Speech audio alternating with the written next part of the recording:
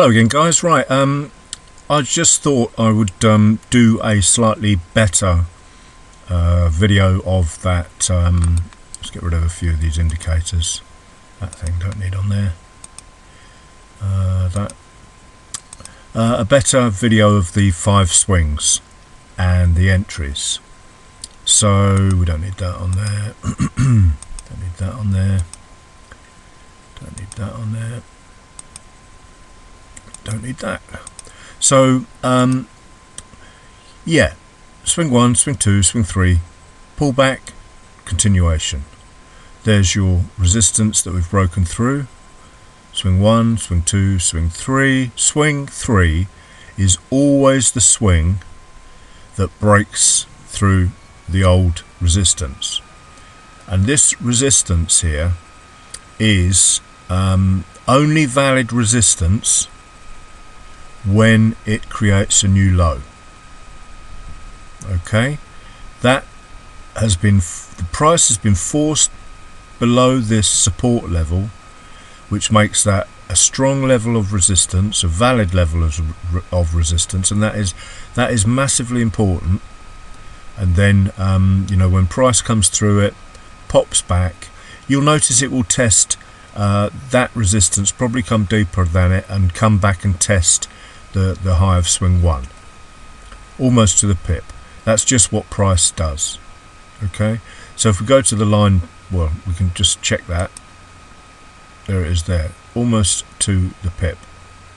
So we go to the line chart, and we can see swing 1, swing 2, swing 3. Swing 4 is pulled back deep into the previous lower high. And what you can do is look up Martin J. Pring. He does, that's where this was initially shown to me by my mentor 15-16 years ago. And it took me ages to understand, because he didn't make it quite clear at the time, that I had to have this valid level of support broken in an uptrend. And that's what Pring doesn't really make clear either, and that's why I labour this. So, and I haven't looked at this on the candles, but how this sort of shows itself on the candles, and how I moved from just these sort of arbitrary swings to candles on the higher time frame, was because if we draw the levels on there, just draw that there, and we can see it pop back deep into it, but that's good enough. How do we know if it is good enough? Well, if you move up the candles,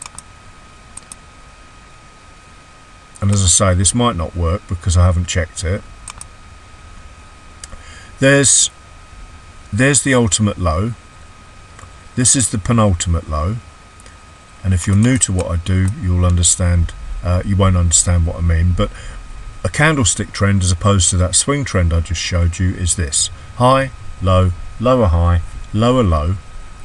And then when it fails to make a new lower low, that's your ultimate low. And then what you want to do is break above the yellow line, the resistance of the penultimate candle, the one before the ultimate low, and do the song in the reverse: low, high, high, low, higher, high, until it closes. That's the close. That's the point where we consider the downtrend, high, low, lower, high, low, low, to be broken by the uptrend.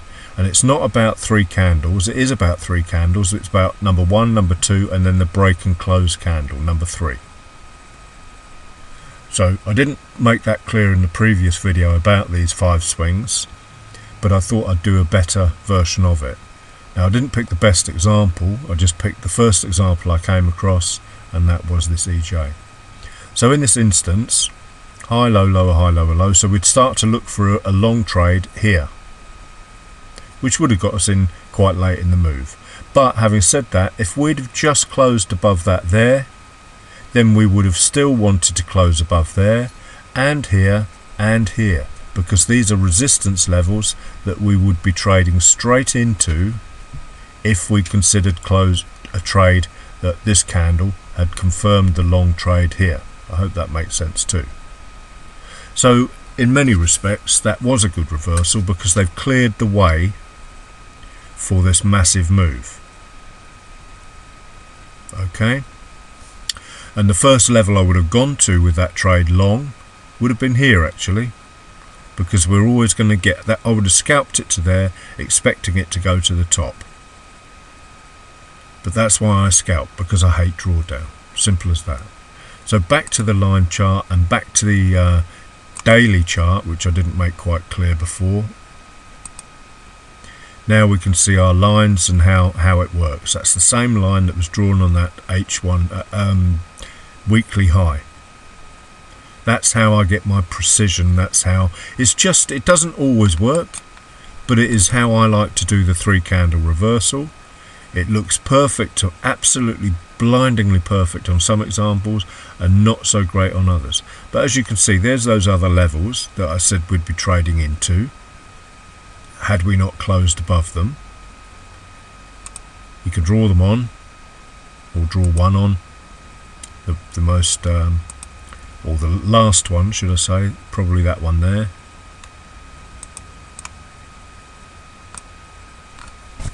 And go back to the daily.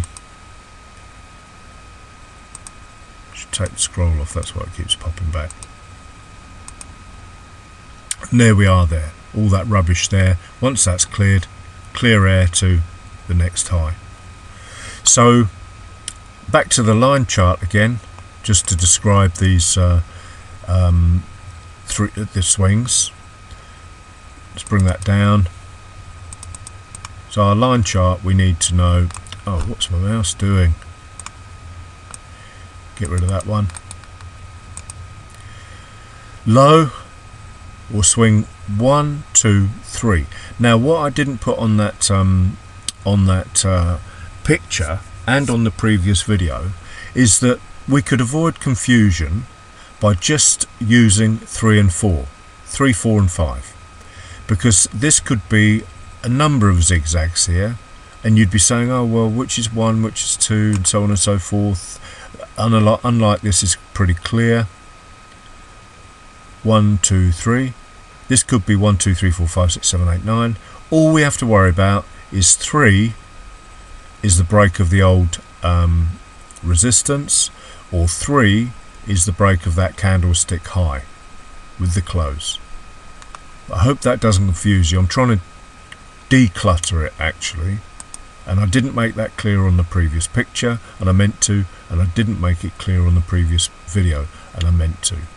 To avoid confusion, just draw your level on the high of the candle, or in this instance the swing, and then the minute that's broken, we've got swing 3, we wait for the pullback, which is swing 4, and we wait for the breakout, which is swing 5, are tradable. Now I'm working on the fly here, and this will even confuse you more, and I'm grinning to myself now, because we could simplify it even more and call swing 1 the break of the resistance, swing 2 the pullback, and 3 the trade. Now if you're finding that confusing and not able to follow it, then I suggest you replay the video and watch it again, because it is quite straightforward. All we need to do is discount 1 and 2, count 3 as the breakout, 4 the pullback, 5 the continuation. And you'll always note, or you should always note, or you should always have this situation here where 5 gives you a break and close. There's your bust up, here's your pullback. We use the RSI like this. The high of that one is 30. You always check it a few times as well. These are free indicators. I've listed them on my Twitter feed regularly. 30822. When we have a bar that breaks that, we call that the break and close. Double check this one because that was the wrong reading. 310569. That's the bust. That's the bust up above 0. That's the pullback. This is your break and close, and that is amongst other things, candlestick analysis on the lower time frames. That's your breakout. because we were, yeah, and we're on the daily, so that's correct. So that is your trigger to go long, and the price doesn't look back after that, does it? Back there, nice 500 pip move or thereabouts. So to take from this video, we've talked about 3 being the breakout above valid resistance. We talked about what valid resistance is. We've talked about swing 5 being the power move, our trade.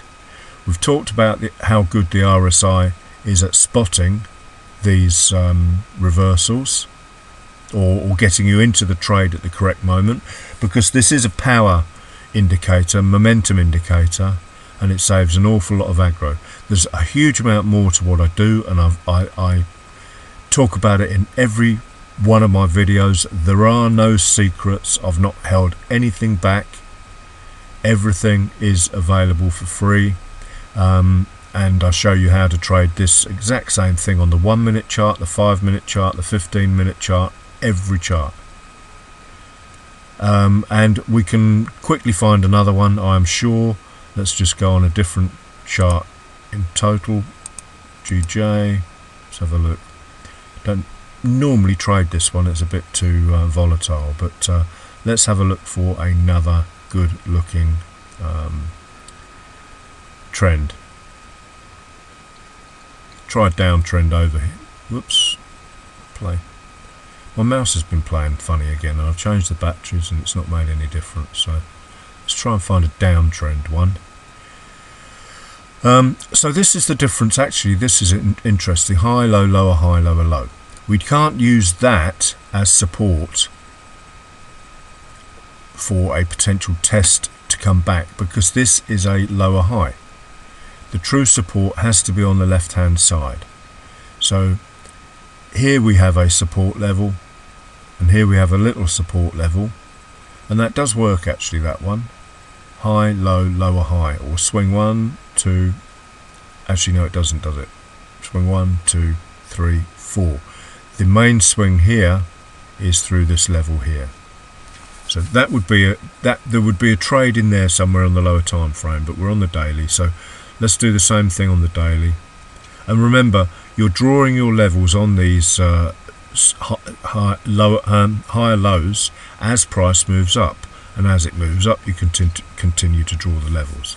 Look at my 3 candles reversals to show you how I do that. I've done quite a few recently. In fact, I did 2 trades based on it yesterday and videoed them. So here is your low.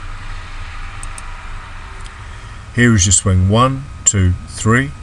Remember, we need to break below a support in this instance that creates a new high, so that once that high is broken, this becomes valid support. And if you are watching this move up, it could be a 5 minute or a 15 minute chart, you would then see price finally start to reverse on us the minute it broken below the low of there, and on the candlesticks closed. This is a swing trend, we use candlestick trends. Here is the pullback swing 4, and you'll notice I talked about Elliott waves and ABCs, 1, 2, 3s. You know, that is a failed reversal to the long side, of course, because swing 4 has pulled back and never formed swing 5. So, you know, and I don't want to complicate things too much, but you know, once you understand this stuff, you will see it in your sleep. In fact, I do often have this is why you laugh, but I do often have dreams about candlestick analysis, and when I wake up I try to go to sleep by singing the swing song in my sleep. You didn't really need to know that, but it does happen. I'm that obsessed by price action.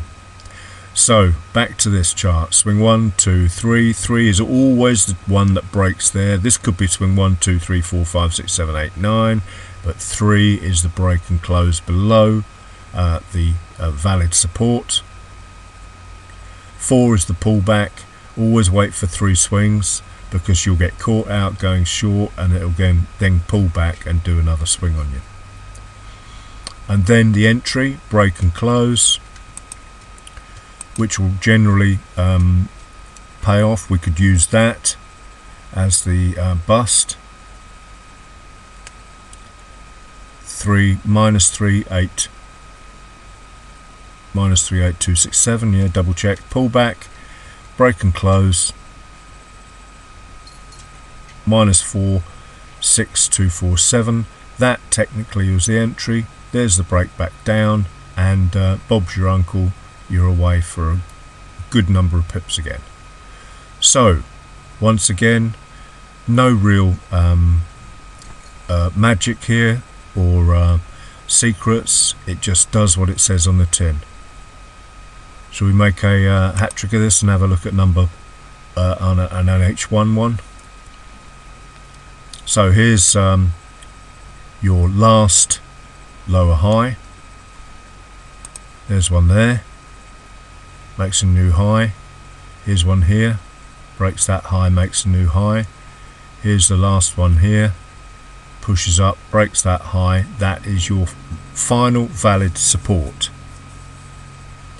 So we could move that line there, draw it there, and then we can count the swings with 1 2 3 4 5. But no, it's not 5, it's 1 2 3, whatever, or you just count 3 4 5. So 3, the point being 3 is always the one that breaks your low, so then you know, or breaks your support, then you know that you're expecting this failed trend to go back up. You're expecting the distribution phase in this instance, accumulation, distribution, you can call it what you like, it doesn't matter. It's just where they will, it's just a range, it's sideways, it's where they're the institutions, the market makers, call them what you like, are trying to get in as many long orders, buy orders, so they can crash the market. And in my opinion, that this is where the manipulation goes on. This is where the big boys sit there on their phones, Tokyo calling London saying we're going to do this, do that, do this, do that. There is a great video on YouTube about it. I think it's called Market Millions. It's about 1980s, and they've got actual people on the phone. They've probably censored it now, thrown it away. But they had them calling their offices across the world to tell them what they were doing, and consequently that is market fixing. But there you go. You probably won't be able to find anything like that online now. But anyway, I digress. So here we are back to swing 5, exactly the same as the daily chart. We're now on H1, and lo and behold, when it busts back down through that level, the histo, I used to always use candles. I didn't have this this indicator. You could either potentially get in on that one there. There's the bust down, there's the pullback, there's the break and close. If I didn't make it clear before, the break and close is the break of this initial bust down, pullback, break and close through the high of that or the low of that particular red bar there, with this one here. Or if the candlestick analysis, obviously that overrides the histo, then this would have been the entry. Oh, now it's playing up again. That's the bust down, there's the break and close, that one. And it's actually whoever wrote this, created it, I do owe him a beer because it's absolutely priceless, but he drew these 20 lines on here for a reason, and I think you know, he suggests that the best momentum move is when you break the 20 level. So it possibly would have been best, you would have got caught into that. If you'd entered there, say, you would have got caught in drawdown there. It's probably massive on a candlestick. Oh, it's not, but you would have got caught in a little bit of drawdown, and then finally it absolutely collapsed. Anyway, that's trend analysis. Swing your uptrend, your final one that breaks the high is and then starts to come down. You know that's your support, needs breaking. It's broken, it's pulled back, then it's continued. RSI gets you in. In-depth candlestick analysis also gets you in here. There's the 3 candle, there's the break and close there, below that one there, and I think it closed anyway. Let's double check, it should have. Doesn't look like it has actually, just to confuse matters. Let's have a look. Oh yes, it did. The close of that candle was 873. The low of that candle was 877. Yep, that is a valid Cat 3 candle reversal close. That's the pullback to test old support as new resistance, and then it continues down. That is what I teach, and everyone will see the exact same thing. That's another reason I don't mention that, is that I use candlestick analysis. We didn't do the 3 candle analysis on that reversal there, but there it is there. That's your precise level, low, high, high, low, high, high. So we can get rid of these two, so that all of us will be looking at the exact same levels whenever I talk about a trade. We've now gone from the swing trend analysis of that H1 chart to the candlestick analysis. Here's your 3 candle reversal that is my mantra. What I do: low, high, high, low, high, high, high, low, lower, high, lower, low. There's the close on that one. In fact, it didn't close, so the correct and that one didn't open. The correct reversal to the downside was in fact this one here, and that's why you've got that little pullback and that continuation that we've got. So if you go back to the H1,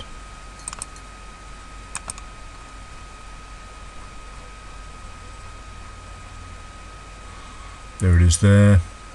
Zoom back out again. There it all is there. Now we had the low of the line chart, which is vague, but we've got the low of the candle. Once it's closed through, that's not vague at all. We all look at the same level. We can all talk about the same level in the same strategy, and consequently we can analyze the crap out of it, excuse my French, and I can always tell you why you didn't get it right or why you did get it right. So thanks for watching. Have a great day. I hope this was useful.